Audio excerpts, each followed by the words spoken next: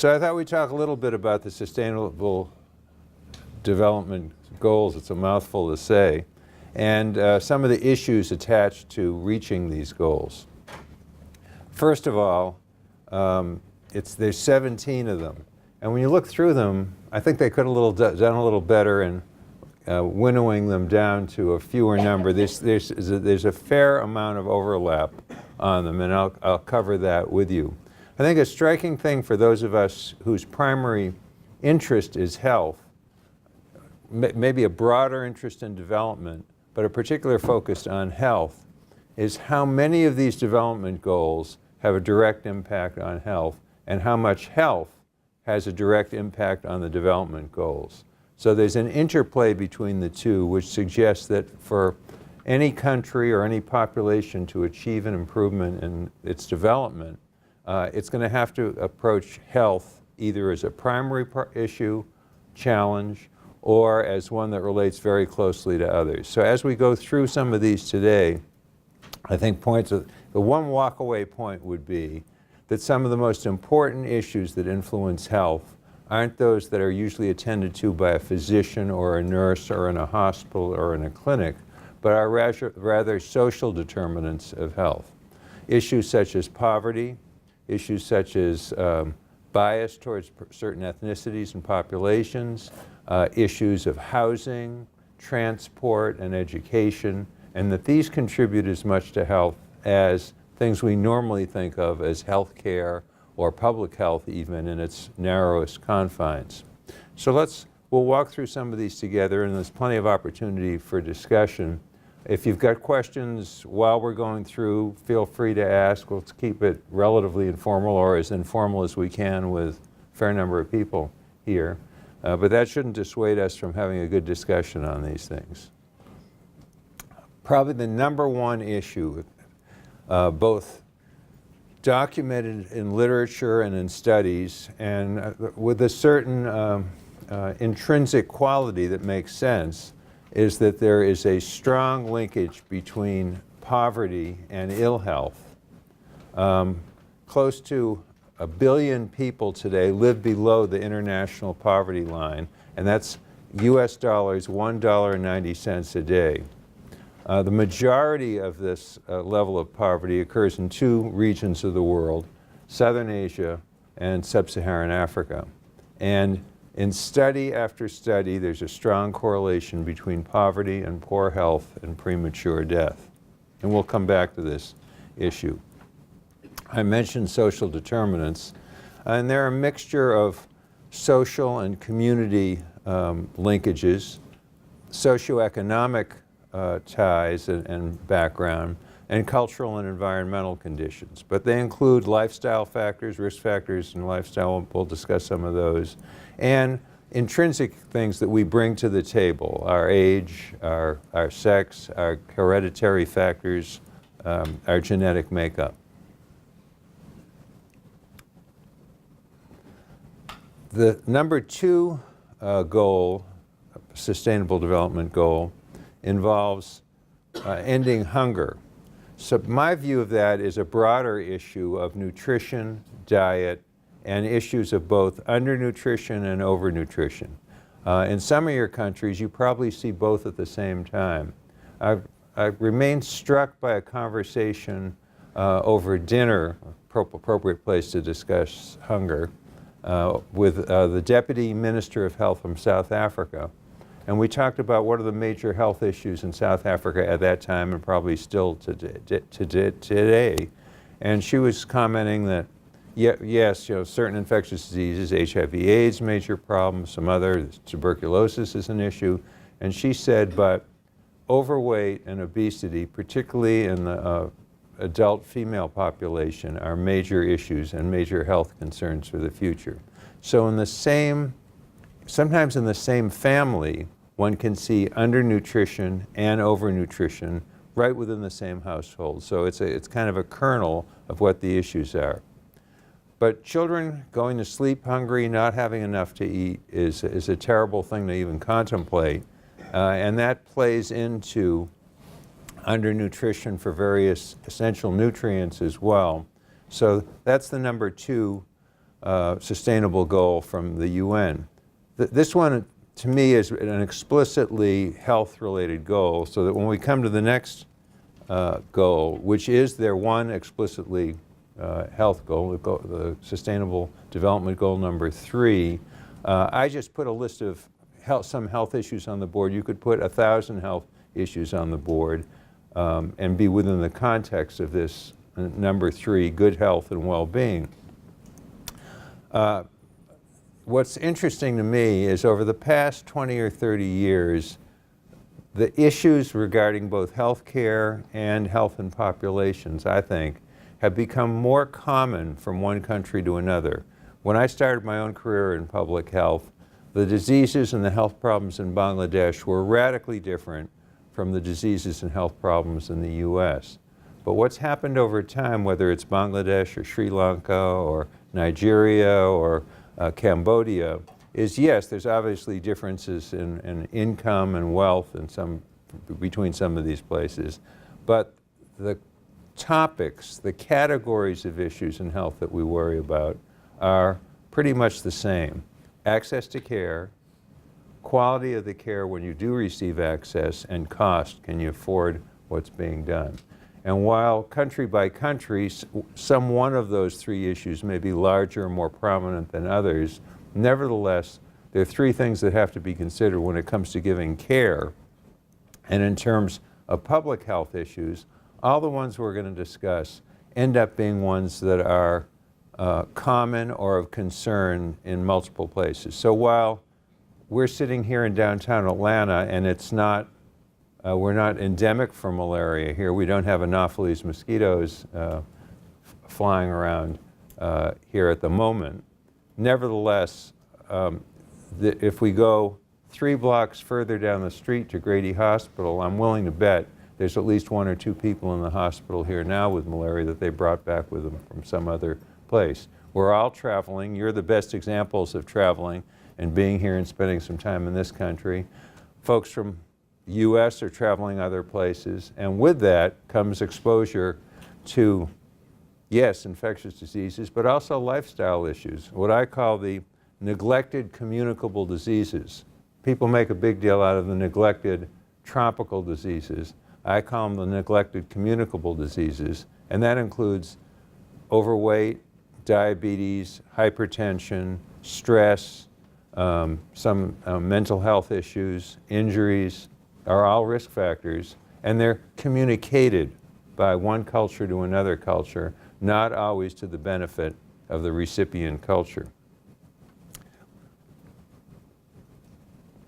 Some of those communicated risks originate right here in Atlanta. Some of these things in moderation are fine, but in some of them, the marketing and the appeal of them are not necessarily in the best health interests of the population. We can talk more about that if you'd like. One aspect of this is the growth in overweight as a health issue across the world. People have commented for a couple of decades now how in the US there seems to be a particular problem with excess weight. But the fact is, yes, that's certainly true, but it's also true that across the world there's been an increase in weight, probably due to a mixture of excess caloric intake and decreased physical activity in the population. So that the way to read this slide to make it clearer is that we're comparing 2 dates, 1990 on the left-hand side, 2013, 23 years later on the right. And the lowest rates of overweight are the dark blue, and the highest rates of overweight are the bright red. And one can see on here that in every country, virtually every country in the world, when you go from 1990 to 2013, you're getting a higher weight prevalence in that population. So in the US, it's gone up from probably 40% in some parts, 45%, up to 60, 65%. But even countries in South America, Brazil is an example of one that went from probably 20 to 25, 30%, and is now moved up to the 50%. And you can see this in country, Australia, you can see the growth, Russia, the growth, China, the growth, and all are moving in the same direction, and all have significant health impact, whether it's being a fundamental cause of type 2 adult onset diabetes, whether it's worsening blood pressure, whether it's a combination of those factors leading to heart disease and stroke. Weight is an important element. It's not just weight, however, it's changing the risk factors chemically in the body. And here's an example from China in which a more traditional diet of fewer fatty meats, fewer fats in general were in the diet, but with change with more affluence, people are able to purchase more protein and some of it fatty, and change their diets in a way that we see an increase in cholesterol in both men and women, and that's continuing through many parts of the country. This data is from Beijing. Physical activity is an important component of health, and it's striking how many countries in many parts of the world, the population are basically physically inactive. Colombia, on this particular WHO study, comes out at 65%, but wealthy countries such as Saudi Arabia and Kuwait have very high rates of inactivity. And then whether it's in Europe or in Asia, wherever they're looking, you can see a diminution. But nevertheless, even the global average is about 1 in 4 people are not getting adequate physical activity. And physical activity has a direct link with, again, a myriad of diseases, not just the cardiovascular metabolic diseases, but also some of the cancers, mental health, and yet it's something that we under support. A third risk factor, we've talked about diet, cholesterol, obesity, and we've talked a bit about physical activity, is tobacco. Over the next 22 years in the world, probably close to 200 million people will die from tobacco-related illnesses. And the bulk of those cases will be in the developing world, in lower-income countries. So the green line on the slide is total world deaths, and what we're looking at in 2030 if we don't change the slope. But the majority of them are that orange line. The developing countries are contributing more, and the developed countries, as you know, have put into place more restrictions on smoking, have increased taxes on smoking, and that's what hopefully will take place all over the world as we move forward. A fourth, don't worry, I'm not going to go through every single sustainable development goal. I'll pass out up here if I do that. But just some of the others that are quite relevant.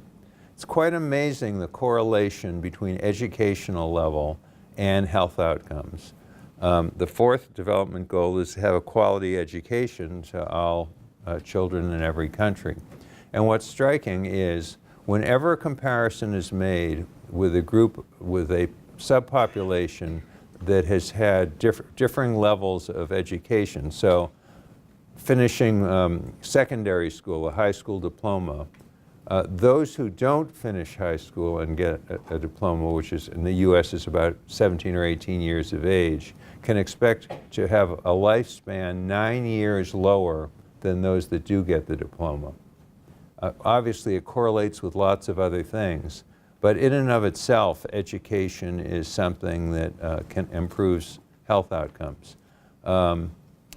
Life expectancy has improved steadily over the last few decades as more and more people have become more and more educated, and we see this around the world in country after country.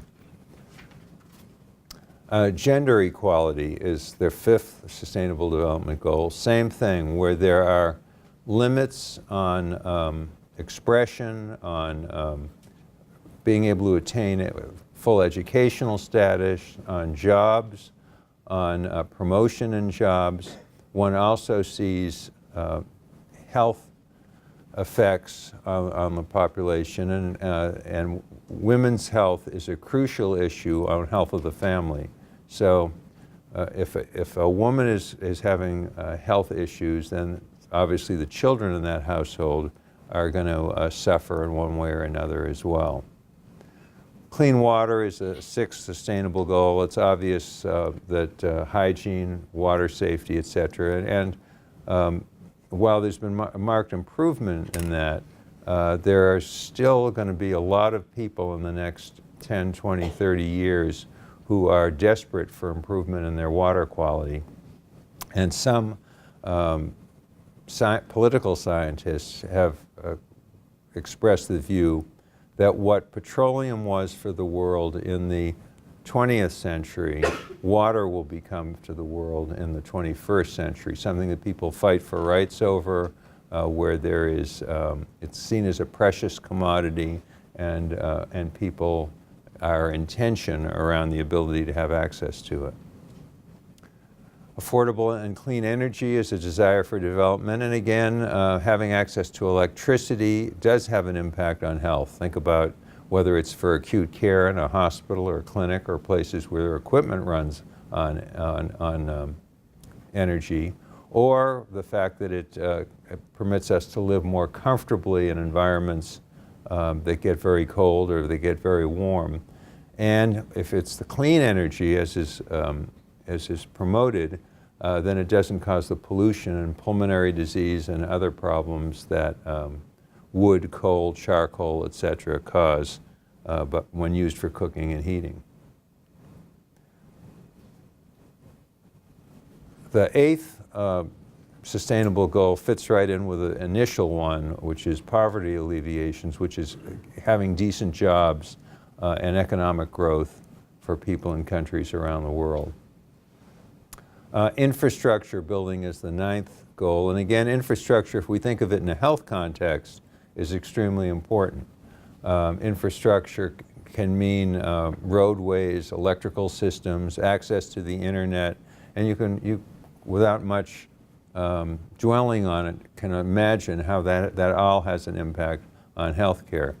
If we think of emergency services, it's not the well-outfitted ambulance alone that can confer better health on people. I've always been somewhat dismayed by it's often U.S. government aid, which includes sending someone a brand new ambulance when there's no good road to drive that ambulance down, when there's not a fully equipped emergency room at the end for the ambulance to arrive to, when there aren't trained attendants on the ambulance. So it takes, you got to look at the whole picture, and the whole picture is people identifying a health problem in the community, rural or urban, wherever it may be, having access to a phone or some means of communication where you can call on for help, where what you're calling for help shows up with adequate supplies, equipment, and trained people to offer assistance at the time of need, whether it's a motor vehicle accident with injuries, or whether it's a stroke or a heart attack, or all the things that someone might get on the street. And then there needs to be some kind of law enforcement roadway travel regulations to permit that ambulance to go fast and get to where it's supposed to go, as opposed to sit in bumper-to-bumper traffic with a range of vehicles of varying speed on that highway. So it's a lot more than just buying the ambulance. One factor that influences all these health issues is travel itself as a risk factor. Obviously, travel is good in lots of ways. We learn about other places and people and can try to improve ourselves based on what we see in others. We work together as partners, and your presence here is testimony to travel as a really good thing for us, learning from you, and hopefully you learning from each other and a little bit from us as well. But travel also means increased speed of communication of diseases. So If today I'm incubating a form of influenza, and as is not unusual, tomorrow I'm getting on a plane to go somewhere, and the incubation period for either the influenza I have, which could be 48 hours, or some other disease that could be 2 weeks, I go somewhere, I'm going to expose people all along that route, and it works in every direction. So often I like to have a conversation with taxi cab drivers in different cities as to where they're from originally, and we talk about the place and whether I've been there and can they tell me about it. And then I'll ask, well, when was the last time you were there? And sometimes they're not able to go for a year or two, but what's striking is you can come from a very small village in a rural part of almost any country in the world and get to the other side of the world in a big city pretty easily within 48 hours. And so we are mutually at risk. The taxi driver who's talking to me may be at risk from me. I could be at risk from him. But we don't look at each other as risk. We're having a conversation. I'm a customer, he's providing a service, et cetera. So that is not an overriding factor. But it's something to think about, is the speed with which we move from place to place is phenomenal. The time it took to go around the world in 1850, when Jules Verne wrote Around the World in 80 Days, was actually closer to probably 200 days to actually get around the whole world. Today it's under 48 hours if you can make the right connections and do it. The population of the world in 1850, when Jules Verne wrote that, was approximately, there weren't censuses all around, but it was probably about 200 million people in the world, and today it's 7 billion plus. So marked increase in population, marked decrease in time it takes to get anywhere in the world, and you've got a setup for certainly infectious disease spread as we see periodically. We talked about poverty, we talked about social determinants. One issue is inequity in populations, and that's people don't have an even chance with each other of how long they live or what diseases they get. In many countries of the world, I'd say in most countries, and there's differences from one country to another, and I think one of the goals of the UN and one of the goals of all of us in public health is to see some level of equity within our countries and then across countries in health options and length of life, and many places are doing better. Urbanization is a major issue in modern life and in health.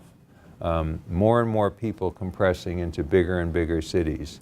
So when I was growing up, a big city was 7 million, 8 million people.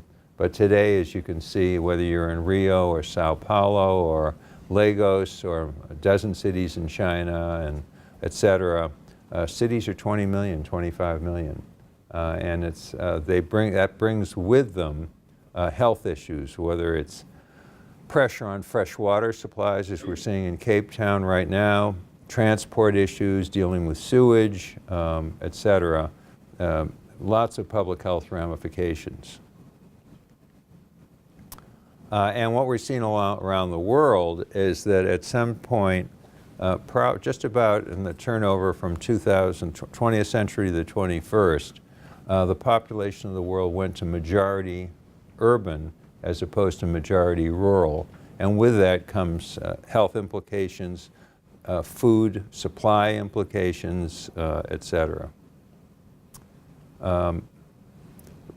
The 12th sustainable goal involves not wasting water, not wasting food, basically responsible consumption and production.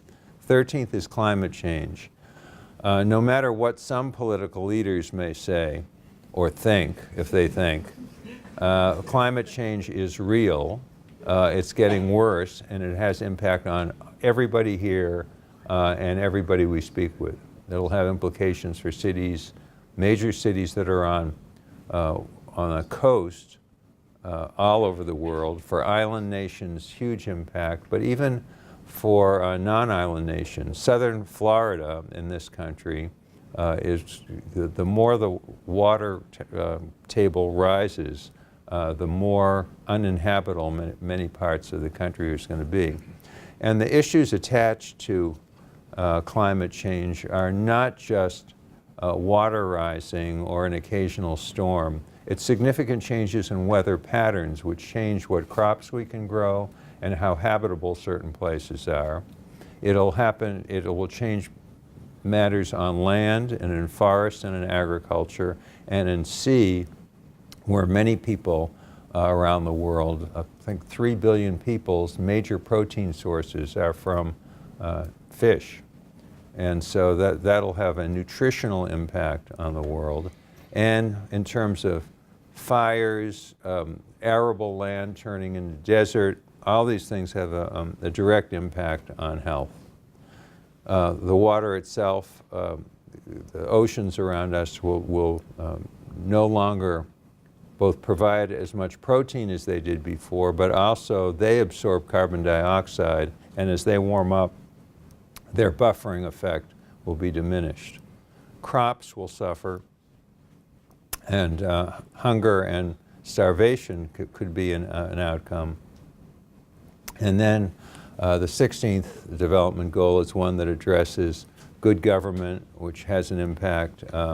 The ability of governments to provide some of these things we've talked about: education, transport, internet access, clean electricity, and with it all, health. And as long as there is turmoil in countries, civil war, other factors that seem on the outskirts of health, they have a direct impact on health, on mental health, on post-trauma, mental issues, as well as just the normal well-being of children, as we see today in Syria, of just a terrible life for young children. And that's true of refugees and some migrant populations all over the globe. And then the final, God, I can't believe we made it through 17 of these things. The final one is cooperation and groups working together across the UN. Between us, we probably could have gotten this down to, they could have gotten it down to 9 or 10 sustainable goals, making it a little more manageable. There's a lot of overlap in them, but it's a UN project, so one person says, well, I like this, well, we'll trade you. If you keep number 14, we'll put in number 9, and that's the way it is. But I think the takeaway from it is, for all of us, is that the political and governmental and cross-governmental world leaders recognize that priority item is to improve the lot of the whole population of the world, and a primary element of improving that lot is both direct health issues of the kind many of us are all working on, but also all these other factors that play such a crucial role in health, and we need to be advocates for them as well.